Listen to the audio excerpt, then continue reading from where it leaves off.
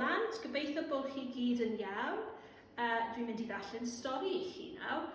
Parents, this story is available in English on Teams if you'd like to read it to your children. Dwi'n dod, meddai Gruffalo, ond dwi ddim yn ffôl. Dwi'n cadw 2 fetr a mwy ar dy ôl. Arhoswch chi mewn heb na bw na be. Dyn ni'n gwneud y siopa. I gyd yn ei lle. Bod Brigdyn ei deulu yn sownd yn y tŷ, mae nhw'n dawnsio I gadw yn heini a chri. Mae taid a nain mor unig, ond peidiwch â sôn. Mae calonau yn codi pan ddaw plant ar y ffôn.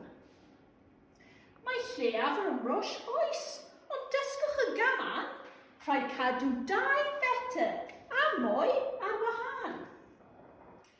Nawr, mae plentyn y Gruffalo, mae'n rhaid I mi ddweud, yn gwrando ar dad ac yn gwybod be i'w wneud. Fi 'di cael mwy o glân yn y dre yma, mae'n siŵr, rôl molchi mo drylwyr a sebon a dŵr. Rhaid aros I mewn, ond dyna I chi lwc, dyn ni'n dwlu a lyfrau, meddai Charlie Cook.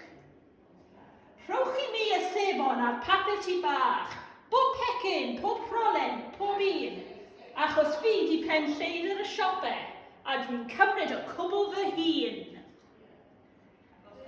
Falle fod popeth wedi stopio am nawr, ond cyn hir fe gawn ein priodas fawr, fawr.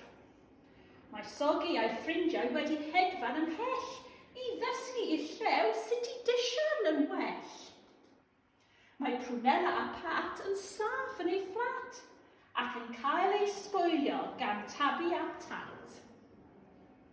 A dyna ddiwedd y stori.